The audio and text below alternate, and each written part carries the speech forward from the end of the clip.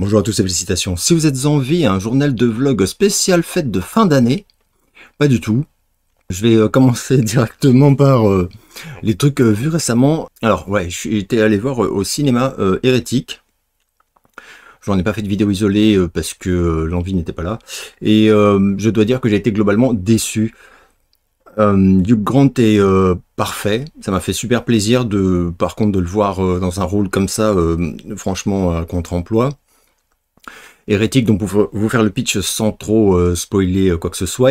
On a donc deux très jeunes filles qui vont, enfin ados on va dire, qui vont faire du porte-à-porte pour prêcher leur religion, leur foi, etc. Je crois que c'est pour l'église mormone. Elles vont tomber sur un type qui va les torturer, mais surtout, enfin principalement psychologiquement. Voilà, hérétique, et qui va s'avérer infiniment plus instruit qu'elles ne le sont, évidemment, déjà du haut de leur jeune âge. Et puis bon, il y a une forme de naïveté, de fragilité dans leurs propres convictions à ces deux gamines. Enfin, toute la première partie du film, j'ai vraiment beaucoup aimé parce qu'on est dans la tension pure. Déjà, il parle de sa femme qu'on ne voit pas mais qui est dans la maison et dont la présence rassurante pour les deux gamines, évidemment, est indispensable. Il a des sourires super malaisants et la façon, enfin, faussement bienveillante dont il les met face à leurs contradictions et surtout face à leur ignorance assez spectaculaire, mais c'est vrai que c'est souvent le cas, enfin, surtout chez les jeunes, en matière d'histoire, des religions. Bah, on peut pas, enfin, moi je trouvais ça absolument jouissif, quoi. Ça va basculer, c'est obligé que ça bascule, parce que le film peut pas rester là-dessus, quoi. D'abord, elle constate qu'elles sont plus ou moins, mais enfin plutôt plus que moins séquestrées, en fait, hein, chez lui. Et c'est ce moment, ça m'a fait un peu penser à Speak No Evil, même si c'est très différent.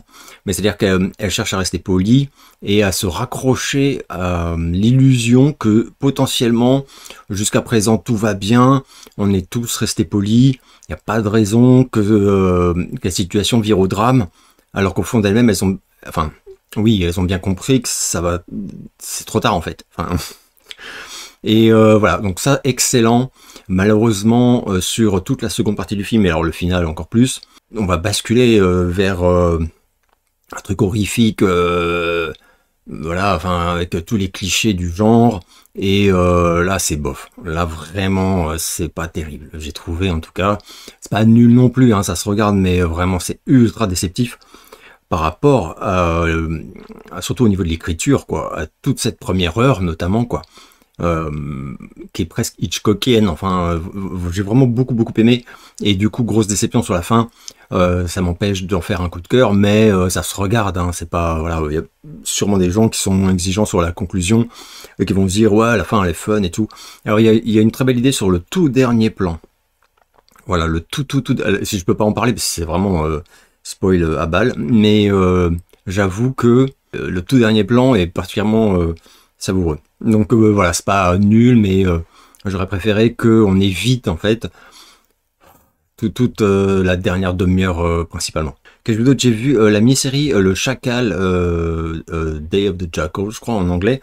Donc nouvelle adaptation du bouquin, on a tous vu, enfin moi j'aime beaucoup le film, parce que j'aime beaucoup Richard Gere, mais c'est vrai que c'était pas extraordinaire. Là, je trouve que c'est... j'allais dire mieux, oui, d'une certaine façon. J'ai plus apprécié l'acteur que je connaissais pas du tout et qui porte vraiment toute la mini-série, quoi. Et enfin, c'est pas une mini-série, excusez-moi que je raconte n'importe quoi. C'est une série, c'est la saison 1, la saison 2 je crois a été confirmée. Ouais, lui il a un charisme de dingue, un visage super intéressant et particulièrement savoureux, quoi. La flic aussi est excellente d'ailleurs. J'ai adoré, vraiment adoré, j'ai tout dévoré. Voilà, ça renvoie par moments à un genre de, voilà, ce truc d'espionnage, mais c'est assez féroce humainement, et ça m'a beaucoup plu.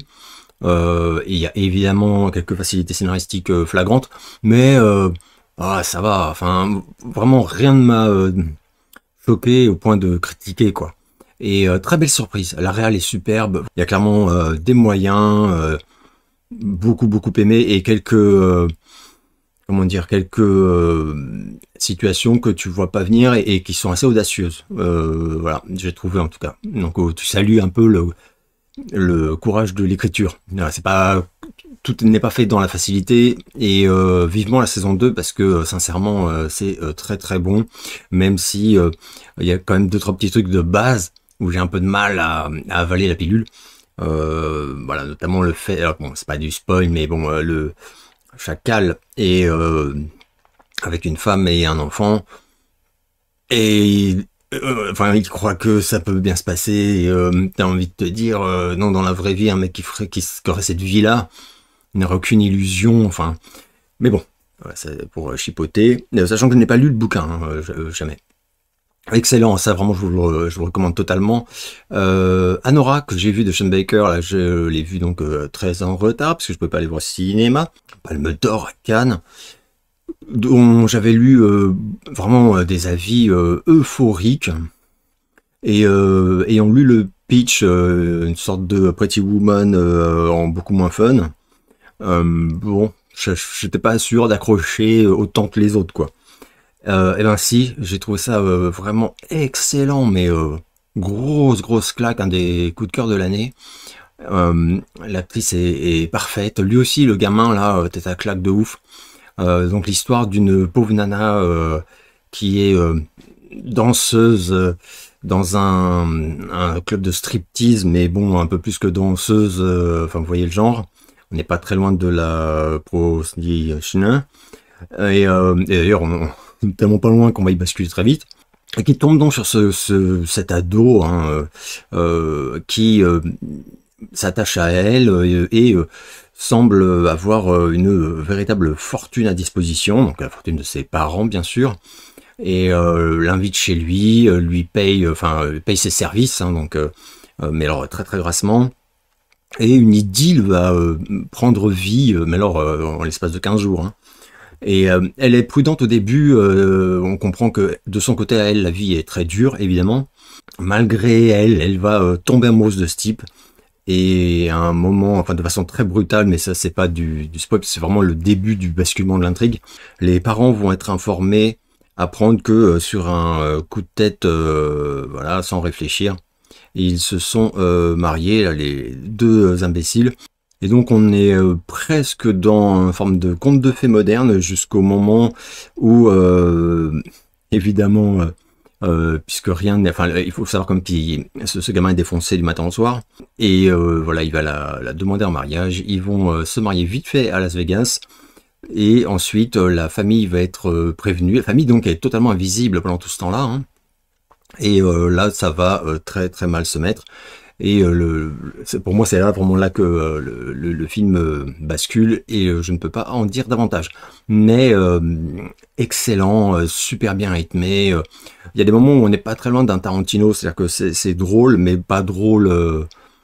Ça fait sourire parce que c'est vraiment n'importe quoi. Et il y a quelques scènes vraiment savoureuses qui moi en tout cas m'ont vraiment rappelé Tarantino.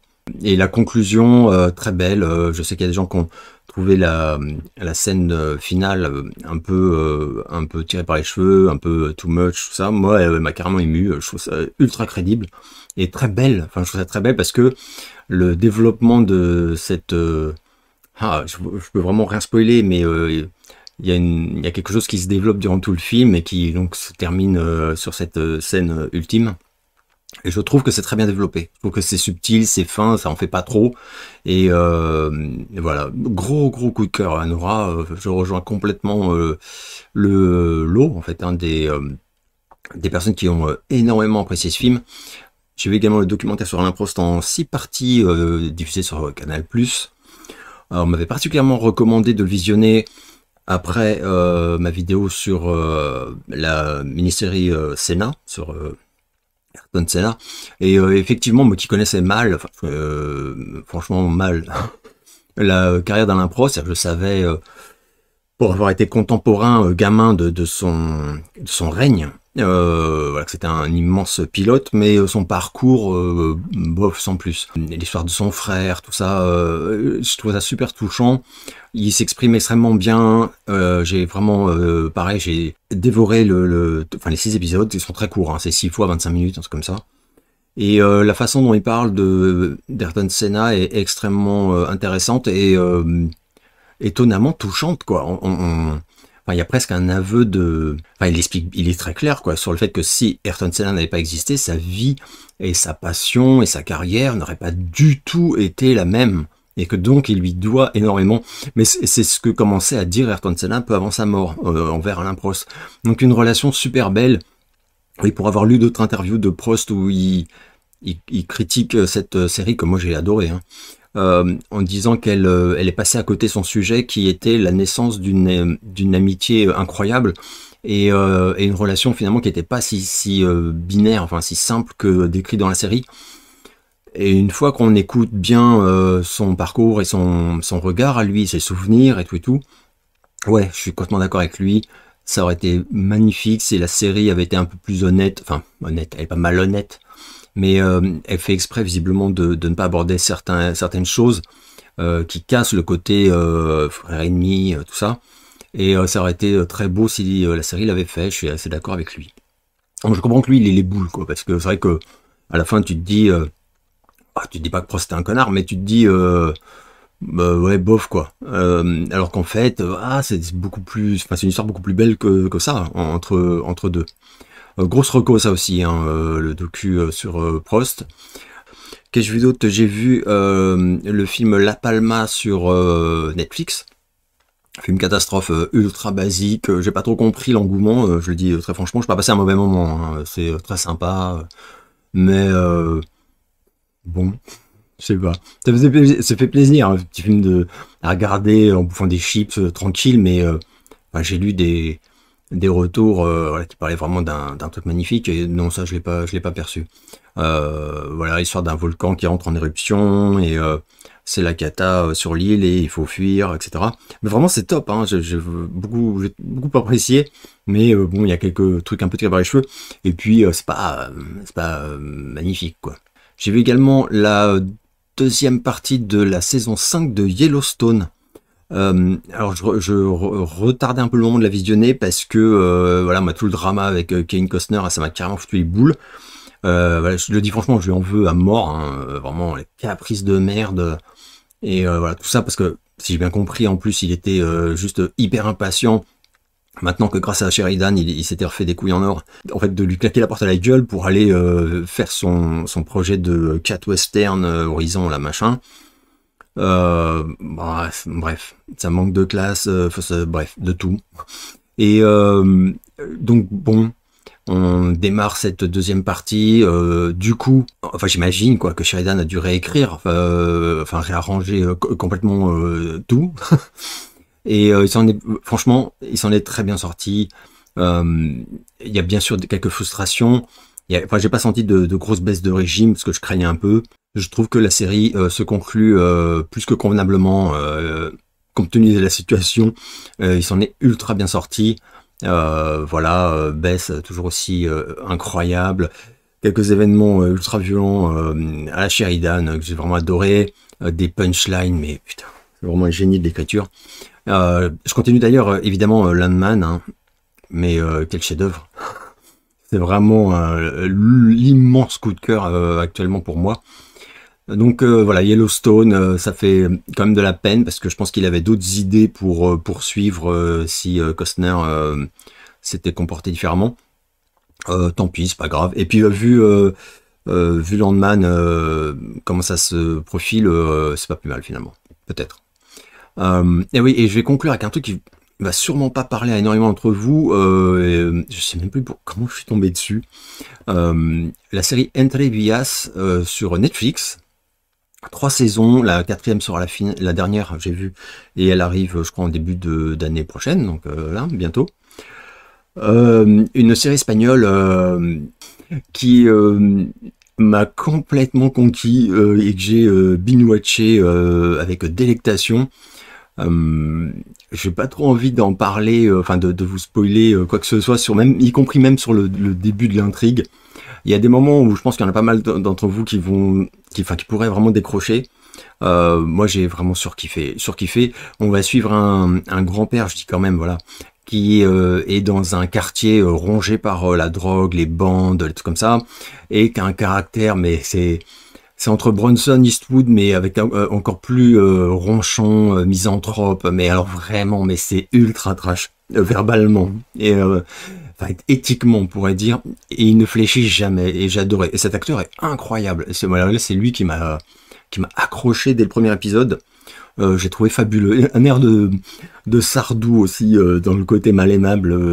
C'est fabuleux. Et il va se passer beaucoup de choses. Voilà. Si vous avez envie de tenter un truc dont personne ne parle, parce que vraiment j'ai l'impression que personne n'en parle. Alors j'ai vu qu'en Espagne, mais dans d'autres pays également, c'est un gros succès.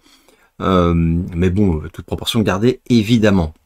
En tout cas, merci Netflix, parce que sinon, je serais jamais tombé dessus, j'aurais jamais tenté ce truc-là. Et même si il y a des moments où on est un peu devant un truc, je sais pas comment dire, il y a des moments où je regardais, je me disais, en temps normal, c'est des trucs que j'aimerais pas regarder, mais là, je sais pas pourquoi ça passe, je trouve ça excellent, enfin, voilà. Je vais, voilà, donc c'est tout pour les trucs vus récemment. Ah oui, alors avant de passer aux questions, je vais remercier tous ceux, vous avez été extrêmement nombreux à m'avoir donné des solutions pour retrouver The Lost Son. En fait, la dernière fois que je l'avais cherché, il n'y était pas sur certains sites, et effectivement, depuis, il avait été ajouté. Et c'est ma faute, moi j'avais laissé tomber le truc au bout d'un moment, bon.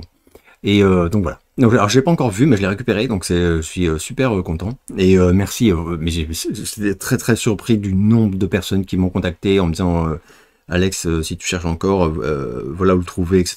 Vraiment ultra gentil, quoi. Ah oui, une petite remarque que j'ai reçue également par rapport à ma réponse à la question quels sont tes albums préférés sortis cette année, et où j'ai dit à part le Cure et le Marilyn Manson, il n'y a rien eu.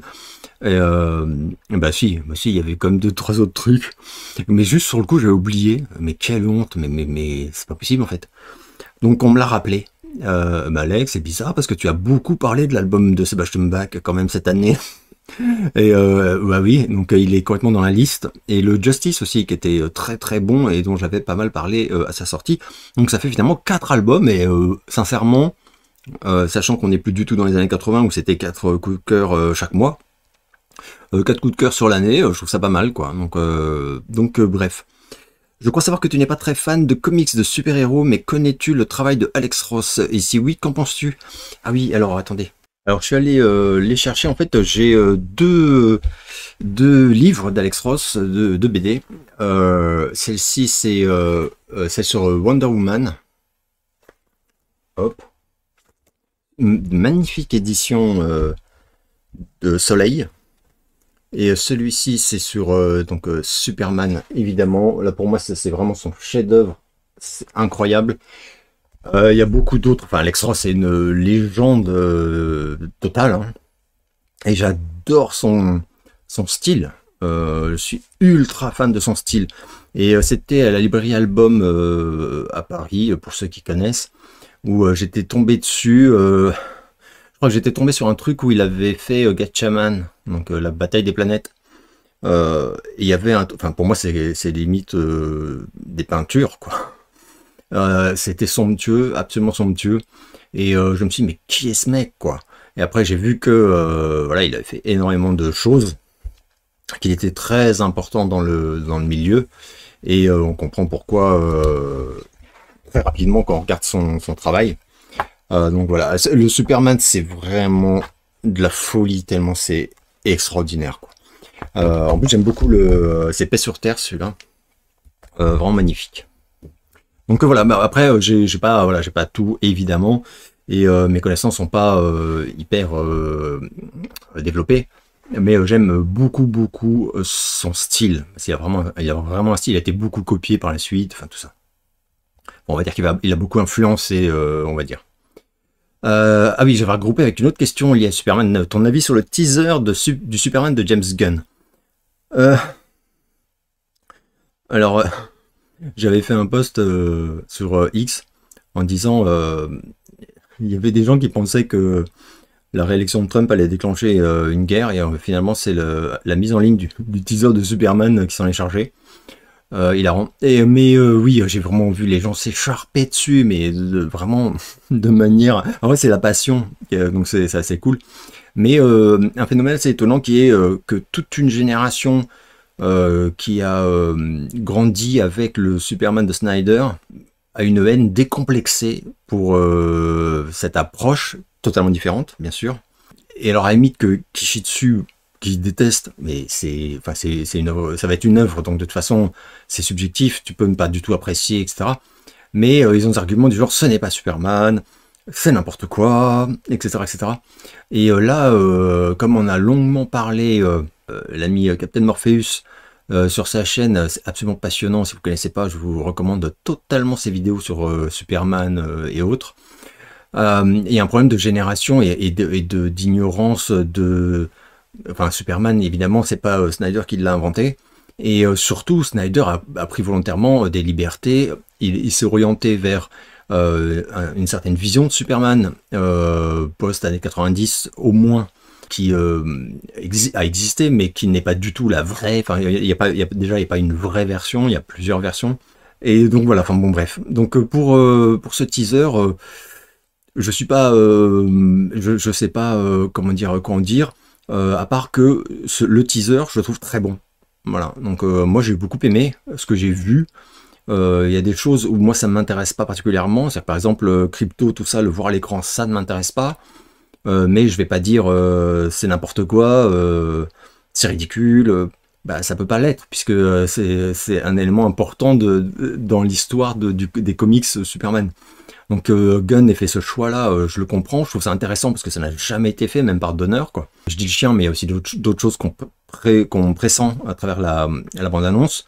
Donc on va avoir visiblement un regard différent de tout ce qu'on a eu. Et moi je trouve ça génial, j'ai pas du tout envie d'une redite à la Snyder, ou d'un truc complètement safe. Donc là, clairement, il va prendre des risques. Clairement, je pense bon, enfin, je pense...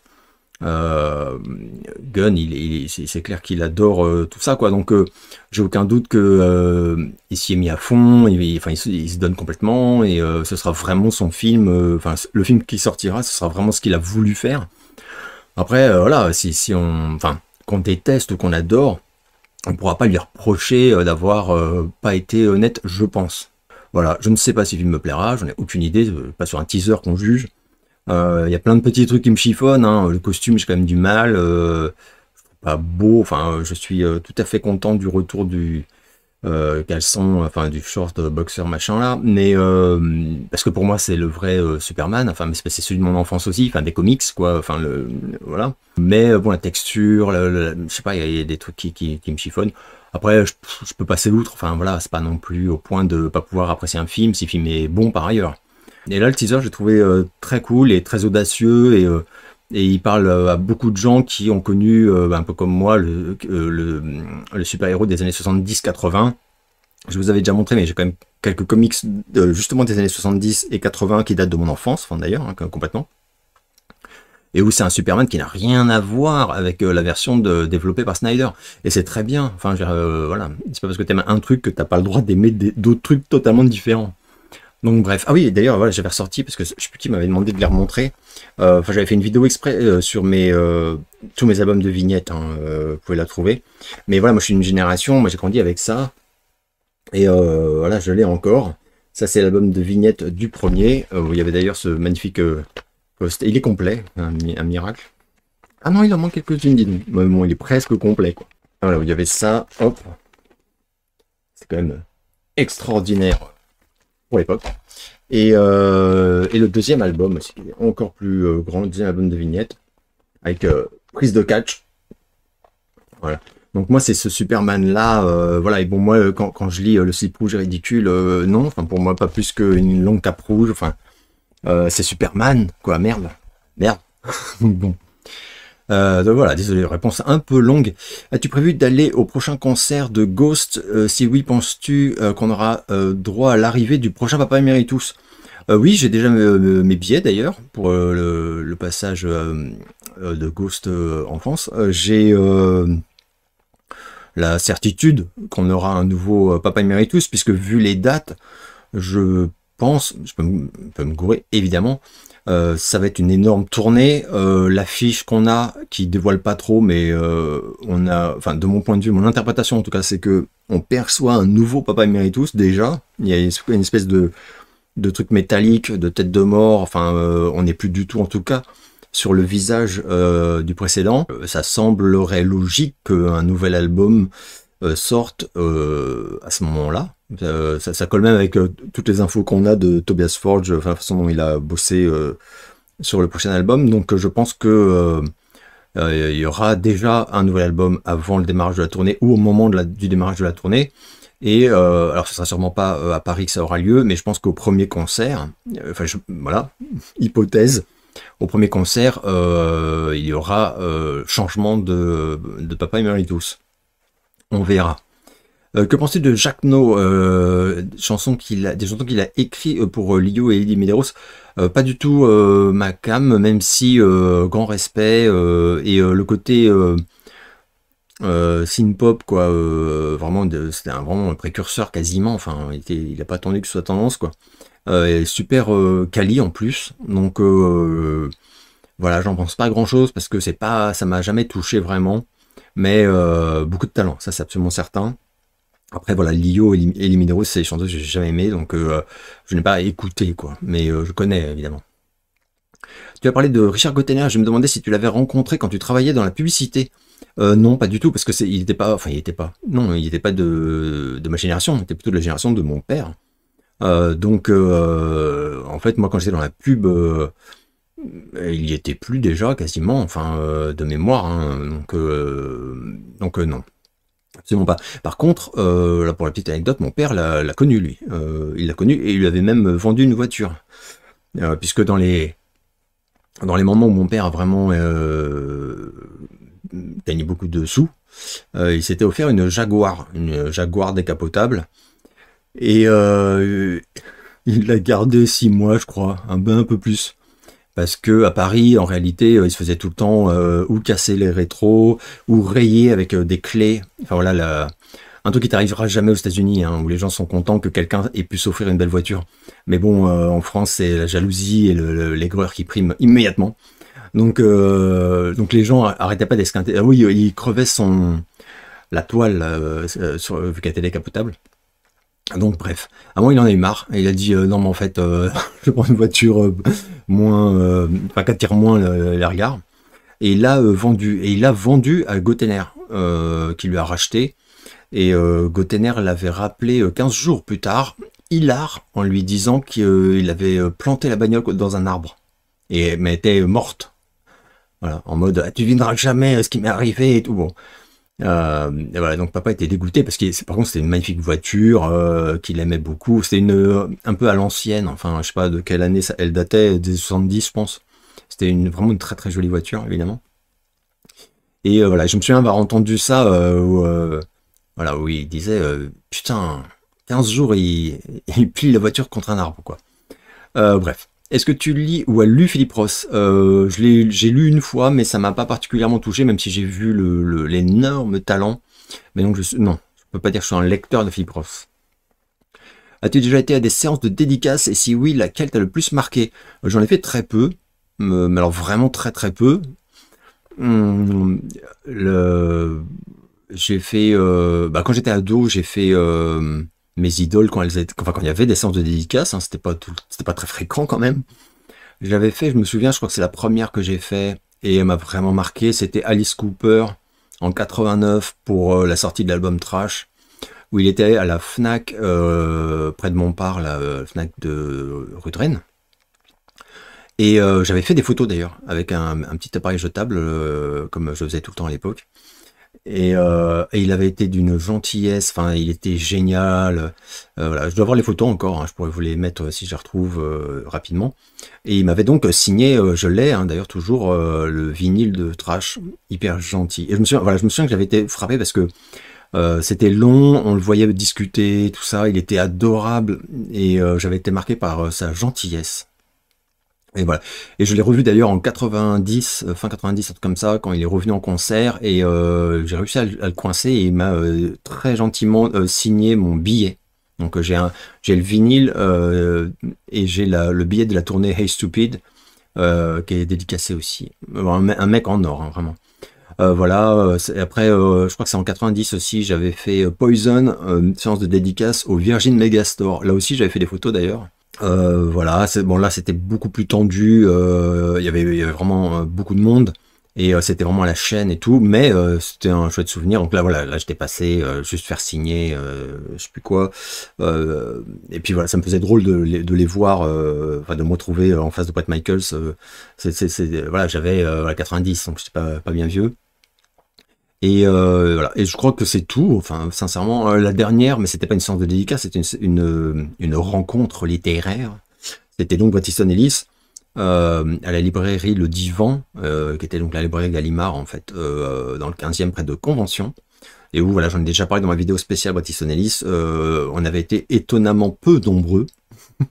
Et où du coup, il y avait une ambiance ultra détendue, et il était resté beaucoup plus longtemps que prévu, parce que tout le monde se tenait bien, on était une petite vingtaine au lieu d'être beaucoup plus, et on avait pu papoter avec lui, mais vraiment jusque ça que on s'était quitté, il faisait nuit et tout, enfin c'était génial. Et lui aussi, il était adorable, et c'était extraordinaire. Il m'avait dédicacé mon exemplaire de Glamorama, parce que c'était pour la sortie de Glamorama. Donc c'est des très beaux souvenirs de séances. Je crois que j'en avais fait une de Cradle of Filth, j'y pense maintenant, pour Cruelty and the Beast. Mais j'en ai aucun souvenir. Enfin, je me souviens que je l'ai faite, mais je sais même pas qu'est-ce que je m'étais fait signer, j'ai aucun souvenir. Bref. Quels sont tes albums préférés de Susie and the Bunchies? Je dirais Yena, Peep Show, Nocturne, Tinderbox évidemment, peut-être un de mes préférés. Et mais même Superstition, c'est j'aime pas, j'adore pas tout, mais putain, il est quand même excellent. Il y en a beaucoup, en fait, il y en a beaucoup que j'aime et qui sont mes préférés. Enfin, j'ai pas vraiment d'échelle en fait, mais c'est clairement ces albums-là. Suzy, enfin, je crois que la première chanson qui m'a scotché de Susan Bunchy, c'était Painted Bird. Oh la vache, mais quelle claque. C'est mon pote Hervé qui me l'avait fait découvrir. Mon pote Hervé qui m'a fait découvrir ce groupe, de toute façon. Ah oui, question qui n'était pas très éloignée de cet univers. Quelle est la dernière chanson de Cure qui t'a donné le frisson? Alors, c'est vrai que sur le dernier album, même s'il y a quand même beaucoup de chansons que je reconnais qui sont excellentes, il y en a pas vraiment qui m'aient donné le frisson. Au sens à Cure, il y a pléthore de chansons qui me foutent KO et qui me donnent le frisson, ouais, réellement quoi. La dernière en termes de voilà, chronologique, c'est sans doute 2004, enfin une chanson qui était censée être sur l'album Ignoble là, de Cure, qui est vraiment un des deux albums. Enfin de toute façon, bref, enfin j'aime pas du tout ce disque, il est très pas bon. Et j'avais été sidéré quand j'avais découvert la chanson qui s'appelle Fake. Je la trouve fabuleuse et je réalise que c'était un inédit, en fait un bonus B-side quoi, qui était sur le maxi de The End of the World. Et ça, ce disque ultra médiocre à mes yeux.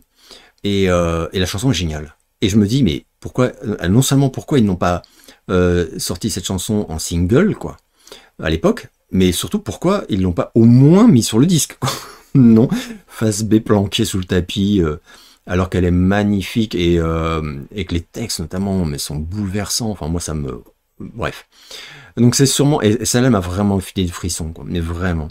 Fake de Cure. 2004, voilà. C'était quand même il y a longtemps. C'est la dernière fois vraiment qu'ils m'ont mis KO avec une chanson.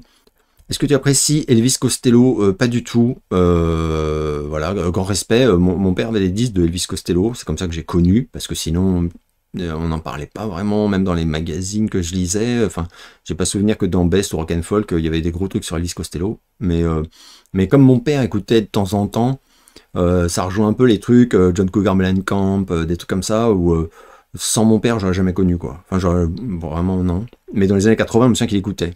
Et j'aimais pas trop, mais par la suite, je suis pas retourné, puis c'était pas trop mon style quoi. As-tu vu My Girl avec Macaulay Culkin? Je pleure à chaque fois devant ce film.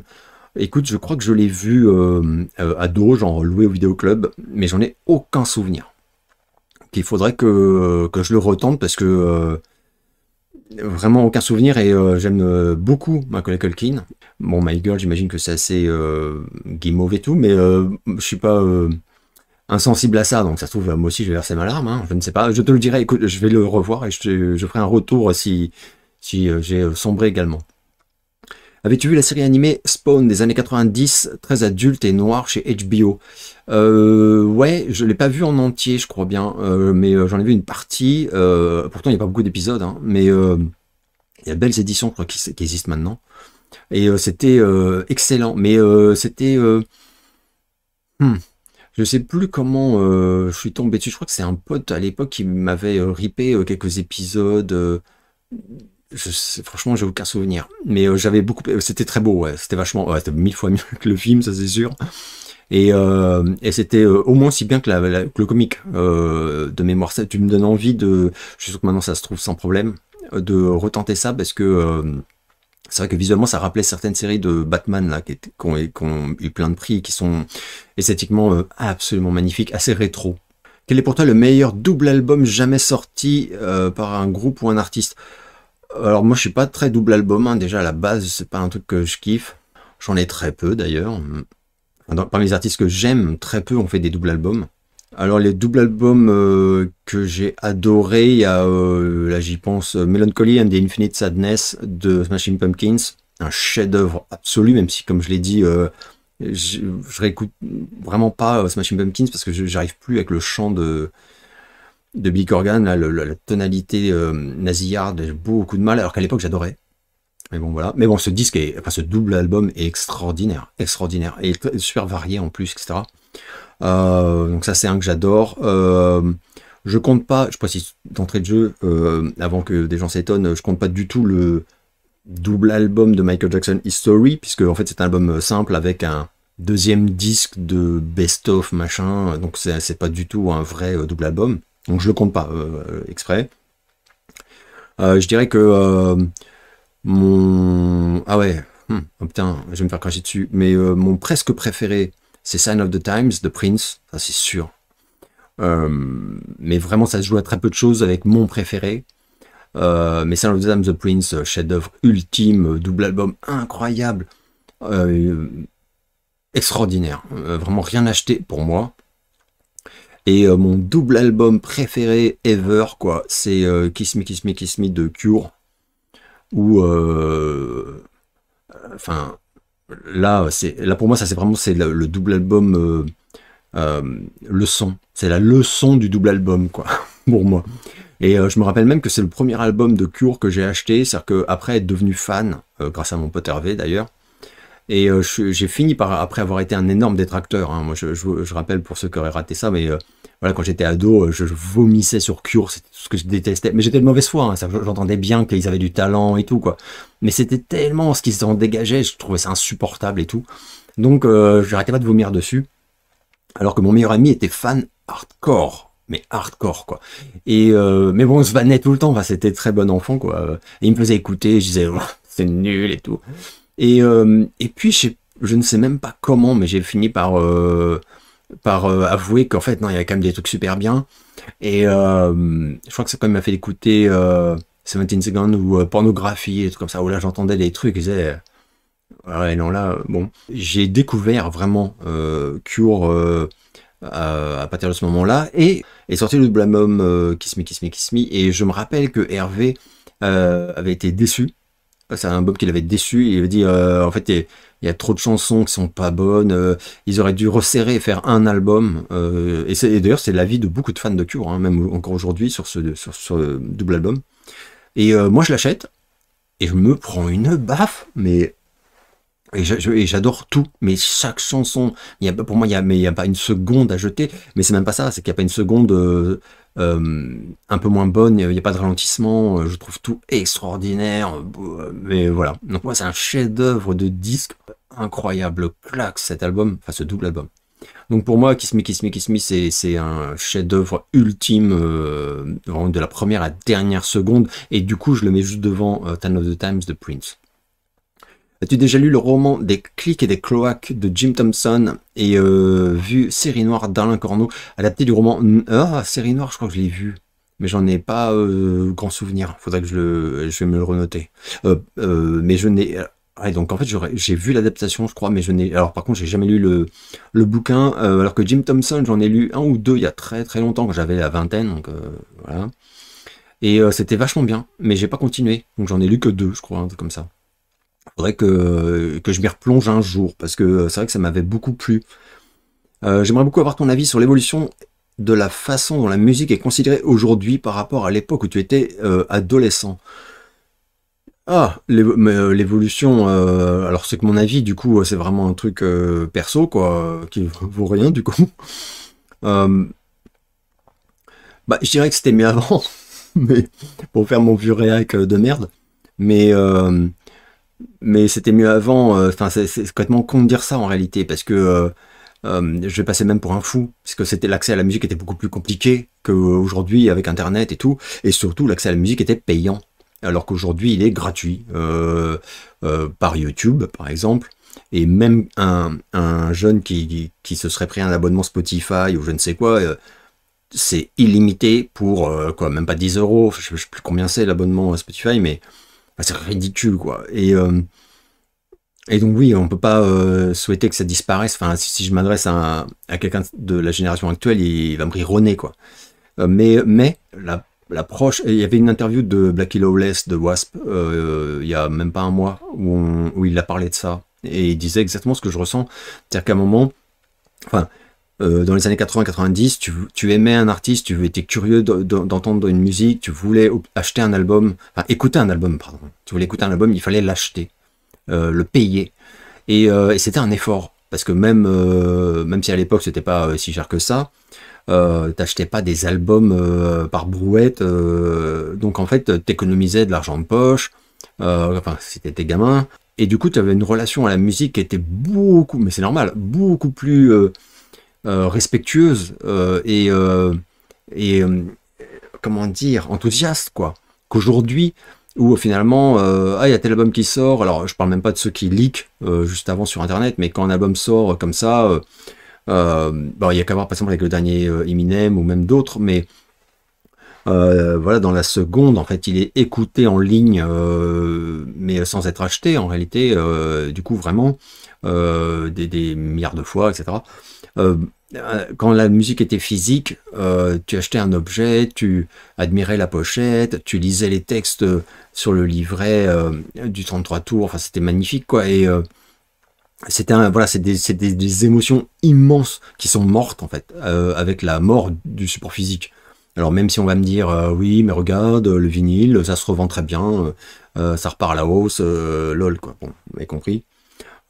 Après, c'est vrai qu'il y a, je parlais de Cure il y a 2 secondes, l'album de Cure qui est sorti là cartonne de ouf, enfin, c'est même assez étonnant, enfin, notamment aux États-Unis d'ailleurs, j'ai vu, et notamment les ventes physiques qui sont très très bonnes quoi.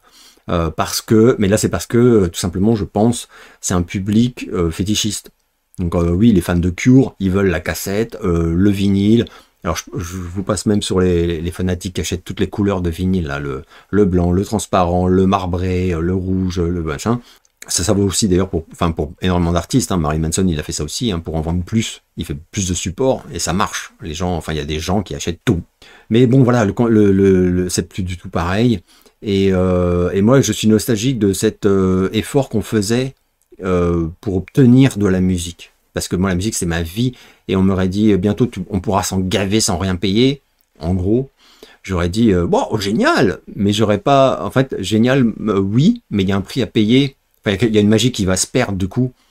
Et c'est terrible. Enfin, pour ceux qui ont vécu ça, c'est terrible. Donc, quelqu'un qui n'a pas... je suis sûr que toutes les personnes qui me regardent et qui...